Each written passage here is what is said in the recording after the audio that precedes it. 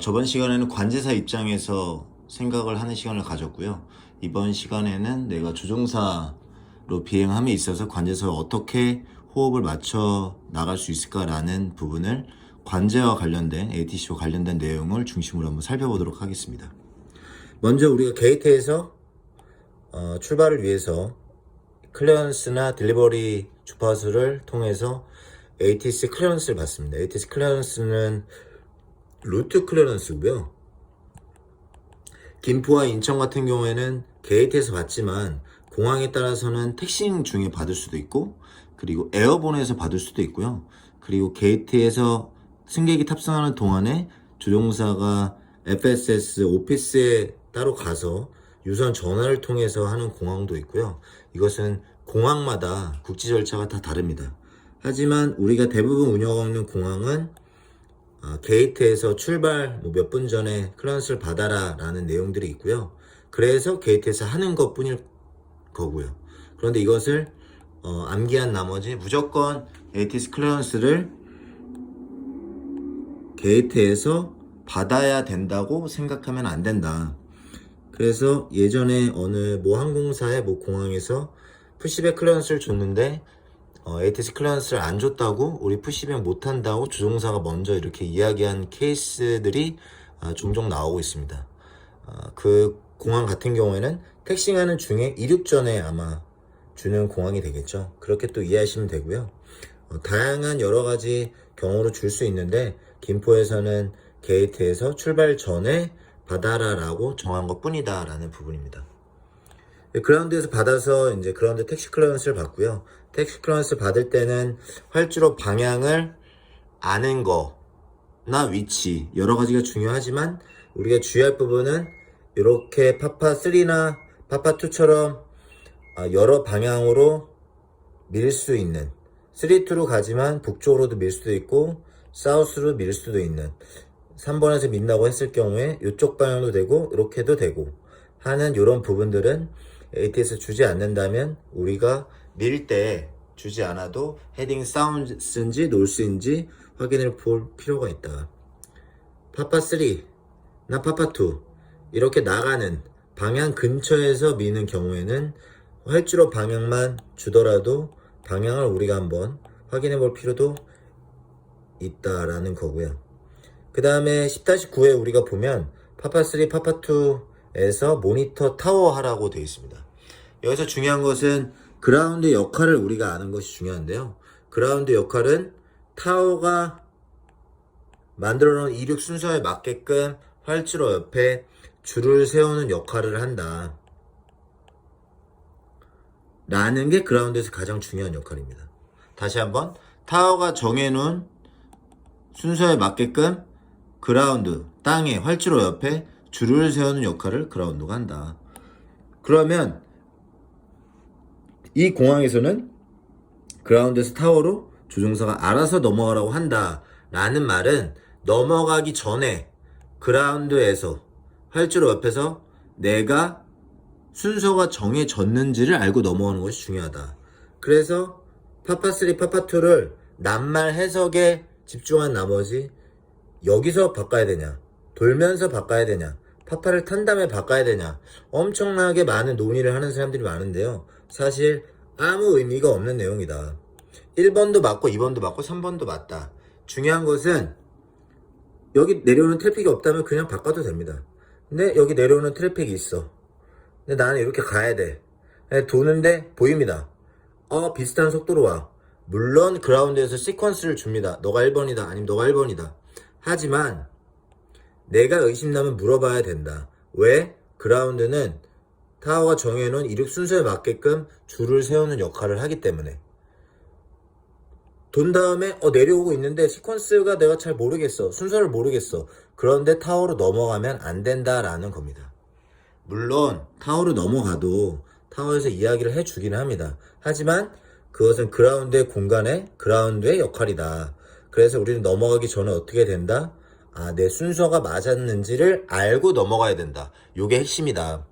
위치는 여기서 하든 여기서 하든 여기서 하든 전혀 중요하지 않다 라는 거죠.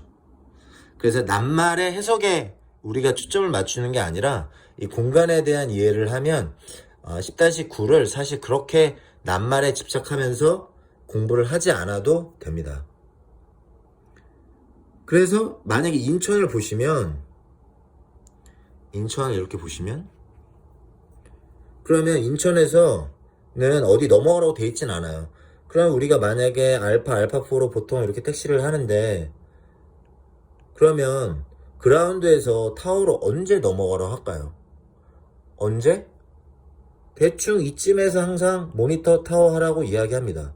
왜? 이쯤에 오면 나오는 애들이 있는지 없는지 알 수가 있죠. 그라운드에서도. 그러면 뭐냐? 이쯤 오면 정확한 이륙 순서가 만들어지는 시점입니다. 그래서 이때 모니터 타워 하라고 이야기하는 겁니다. 중요한 건 뭐다? 이륙 순서에 맞게끔 순서를 줄을 세우는 역할을 그라운드가 한다. 그래서 더 이상 줄을 세울 필요가 없을 때 타워로 넘어가라고 한다 라는 부분이죠. 그래서 여기에서 보통 모니터 타워 하라고 이야기할 수밖에 없다. 왜? 여기서 누군가 나오면 또 얘나 넘버 1, 2를 정하면서 줄을 세워야 하기 때문에 여기서 타워에 줄을 세우고 넘어가게 한다 라는 거죠. 이렇게 우리가 낱말에 집착하는 거가 아니라 스트럭처를 이해하면 우리가 편하다. 그럼 만약에 인천입니다. 15 right로 우리가 테이크업 한다면 알파 19으로 보통 주겠죠. 알파에서 알파 19으로 떠라 라는 부분이고요. 그럼 언제 줄이 다 서질까요? 여기 만약에 트래픽 있으면 이렇게 나가는 트래픽인데 보통 이쪽에는 트래픽이 잘 없어서 여기에서 이제 터미널 2에서 나오는 트래픽들이 많을 텐데, 그래서 보통 이 부분이 이제 지나면 그라운드에서 뭐 이 부분일 수도 있고요. 어쨌든 그라운드가 더 이상 순서를 정할 필요가 없을 때 모니터 타워 하라고 넘기겠죠. 그래서 보통 이 구역에서 그라운드에서 모니터 타워 하라고 주종사에게 이야기합니다. 그래서 이 부분을 지나는데 타워에서 모니터 타워 하라고 이야기 안 한다. 그러면 우리가 한번 물어봐도 돼요. 모니터 타워 하냐고. 왜냐면 그라운드가 잊어버린 걸 수도 있어요. 그렇게 우리가 또 알 수도 있다라는 부분입니다. 여기는 방콕이고요. 우리가 원라인 랩2로 우리가 이륙을 한다고 했을 때 이쪽에 택시 와서 브라보에서 홀샷 브라보2를 주는 경우가 있어요. 홀샷 브라보2. 요때 사람들이 홀샷이냐 홀드 온이냐 엄청나게 많은 또 논의를 해요. 물론 홀샷을 주면 브라보2를 주면 여기 서야 되고 홀드 온을 주면 여기 이렇게 서야 됩니다. 엄연한 큰 차이가 있고 바이올레이션을 결정하는 아주 중요한 부분이 되겠죠. 그런데 그 말이 중요한 게 아니라 홀샷 브라보2를 주고 타워를 넘겼다는 얘기는 저를 그라운드가 순서를 만들어주는 역할인데 저 순서를 여기다가 딱 꽂아놓고 타워로 넘긴 거예요. 홀샷 브라보2를 줬다는 얘기는 분명히 이쪽에서 먼저 가서 뜨는 트래픽이나 여기서 나와서 뜨는 트래픽이 있다는 거죠. 제가 왔을 때는 1번인데 지금 1번이 아니라는 얘기예요. 그 말을 하고 싶은 거죠. 그것이 중요하다. 홀샷을 줬다는 얘기는 이쪽으로 먼저 시퀀스를 이쪽에서 나오는 트래픽으로 가는 애들이 있구나. 그라운드는 나를 줄 세우는 역할을 했는데 줄을 활주로까지가 아니라 이 근처에서 하나를 오픈해주고 세웠어. 이 얘기는 앞으로 찔러가는 애들이 있구나 라고 이해를 하면 된다 라는 부분을 같이 이해할 수 있다 라는 것을 방콕 원라인 랩터 디퍼처로 한번 봤고요. 홀샷, 홀드원 이런 낱말에 집착하지 말아라는 이야기를 계속하고 있습니다. 이거는 코타키나고요. 코타키나고 우리가 이런 런웨이에서 만약에 여기서 우리가 이렇게 테이크오버를 하라고 하는데 홀드 숏 킬로면 홀샷 킬로면 여기서 여기죠. 홀드 온 킬로면 여기서 해야 되고 보통 홀드 온 킬로라고 주지도 않습니다. 뭐 택시 런웨이 02 온 킬로 뭐 이런 식으로 주겠죠. 그런데 이걸 홀드 숏이냐 홀드 온이냐 이것도 논의하는 사람들이 많은데 중요하지 않다. 왜? 여기서 홀드 숏을 줄 리가 없어요. 왜? 이쪽으로 나오는 애가 없기 때문에 여기는 그냥 이 앞에까지 와서 되란 얘기예요. 홀드 숏이냐 홀드 온이냐 의미가 없다. 왜? 나오는 애가 없기 때문에. 그라운드가 순서를 딱 만들어 놓고 넘길 이유가 없다는 거죠.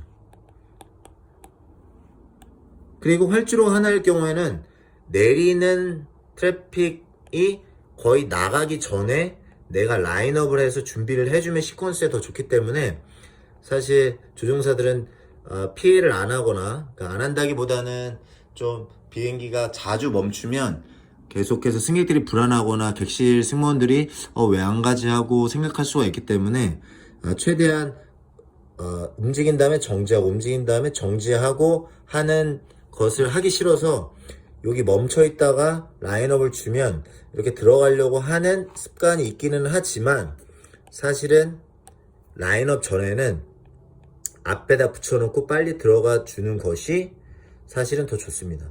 언제까지? 이 내리는 트래픽이 100회 타기 전까지는 라인업을 만들어 주는 게 트래픽 플로우에 좋다라는 부분을 또 하나 말씀드리고요.